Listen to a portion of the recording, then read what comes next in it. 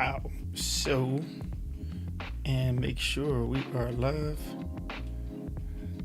Oh, we gotta check, make sure you live. Gotta make sure it's working. And be like, am I live right now? Let me see. I didn't see it come up. I gotta make sure it's actually. Come on, thing, where you at? That's the library. I see no notifications. It's not notifying me. Let's double check your channel. You are live. Come on, sir. Okay, I finally figured it out. So I'm going to do something in here like this. For those of you who will watch, those who may join us, this is going to be kind of short. If it starts to get long, I'll break it up and come back on. What I'm doing right now is actually just taking, and this is not the mv7. This is actually a SM7B. But what I'm going to do is I'm going to take this SM7B, I'm going to take it off, and then I'm going to go to this other guy over here, and that is the mv7. I actually like the mv7. It's not bad. I'm not choosing it over the SM7B. However, with the processing gear that I normally use, I'm going to check it out and see what it sounds like. And so what I use is the Apollo Twin X.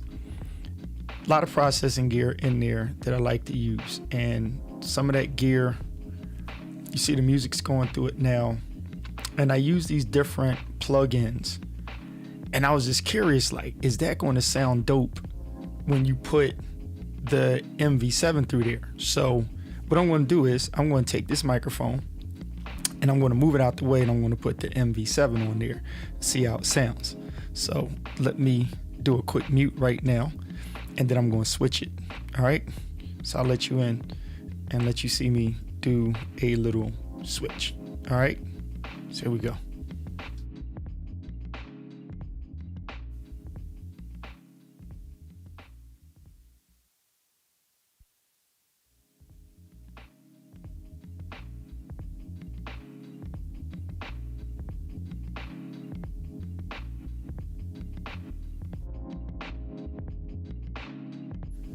Okay, there was the switch, and this is now to the mv7. Camera Junkie, what's going on, man?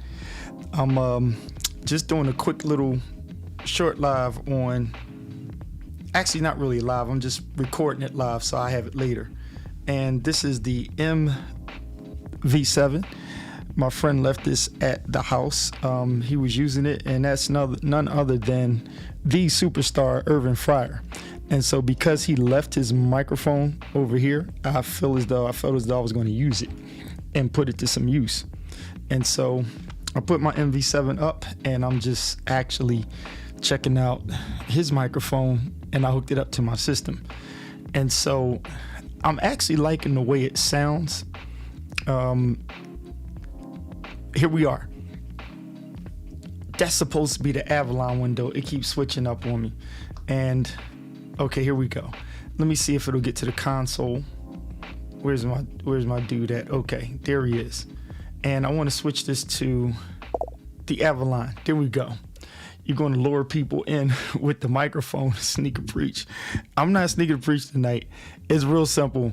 I think I figured out a nice tweak for this, and it really doesn't sound bad. I'm thinking about getting one for my wife. Well, actually, I have hers on order. And shout outs to Tom and Heather.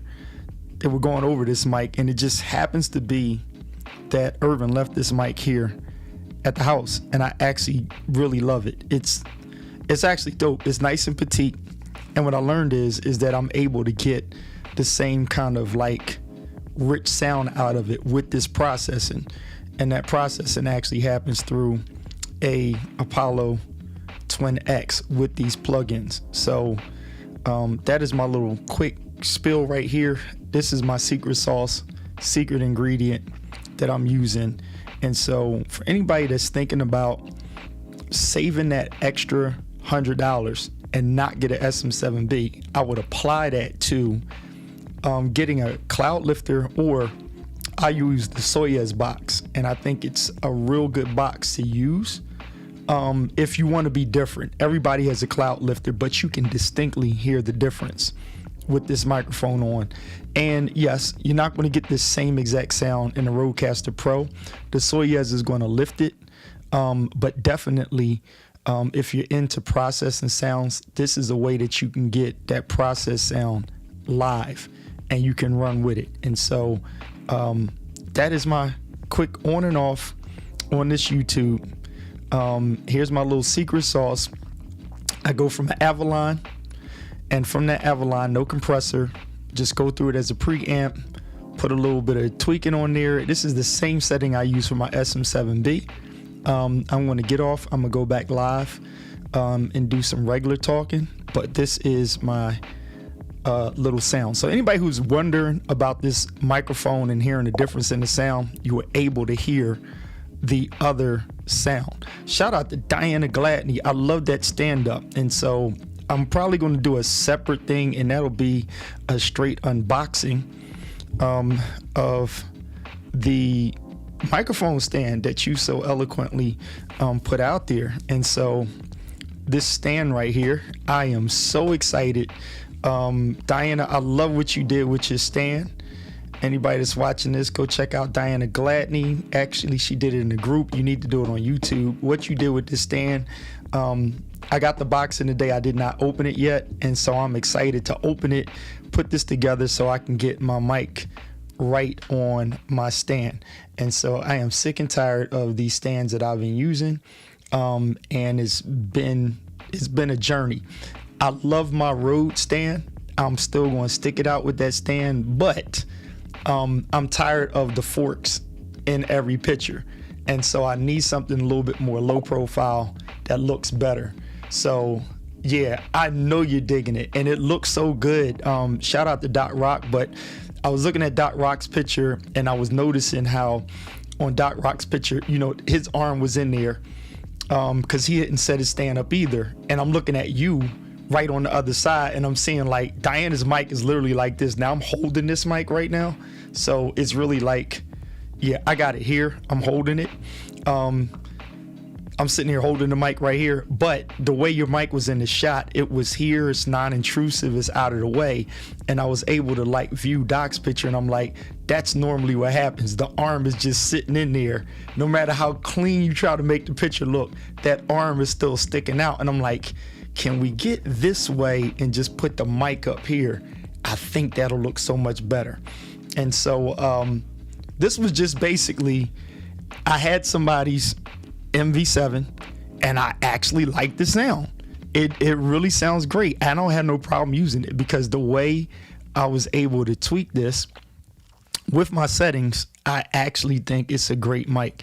And so I would start to argue the point of, if you have the right processing gear, you can use a more wide variety of mics, and you don't have to use the most expensive mic if you put your money elsewhere. If you put your money into plugins and like the Rodecaster and the processing in it, then you can like change mics up and you can have a little bit more variety, rather than dump a whole bunch of money on a microphone and not have the other gear to go with it. And so that's it. I'm going to sign off so this video is not long and it's short, and I will jump back on because I got to celebrate my boy Paris, and I'm going to go back to my yellow mic. I got to go back to the good old Yeller. Where's she at? The other, let's see, wide desk shot. I got to go back to the Yeller mic. Hey, listen, Diana, you feeling it? I think doesn't it sound good? And so I will switch back to the other one real quick, and you'll notice that the richness of how when the settings are right, the mic actually sounds real dope. Now this has a little bit more bottom because I have the roll off on the SM7B, and I would have to go in the program and roll it off on here. It doesn't have a button like this one. The USB sucks in my opinion. I think the USB is good for if you're out on the road. I like the headphone plug-in in the back, but I am not feeling the sound of the USB. The only way I'm using that USB is if I don't feel like taking a Rodecaster Pro or anything, I'm not using that USB. It sounds terrible. Okay, it sounds terrible. I promise you. I don't even want to plug it in. You can make it work, but it doesn't do it. So this is warm. Yes, it sounds really warm and full on the mv7. I love the gear and stuff on here. So I'm gonna go back to the SM7B, and you'll literally notice it's not much. So let me take this. Testing 1 2 3, testing 1 2, testing 1 2. Yeah, even trying to roll that bottom off, it's got more of a deeper roundness to it, intentionally. But I actually like it for broadcasting. It really sounds good. So let me. I'm gonna switch the chords. I'm gonna take this phantom power off real quick.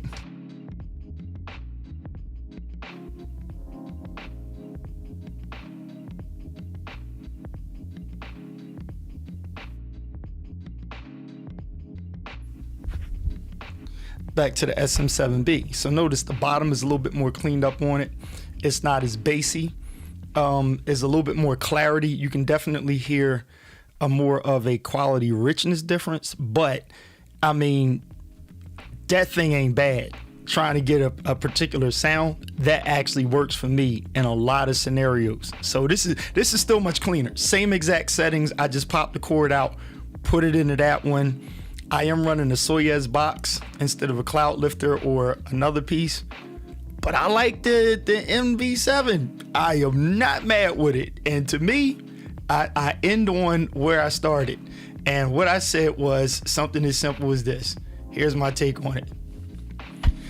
mv7 sure sounds good. Showtime on the Apollo Twin X. I will be right back.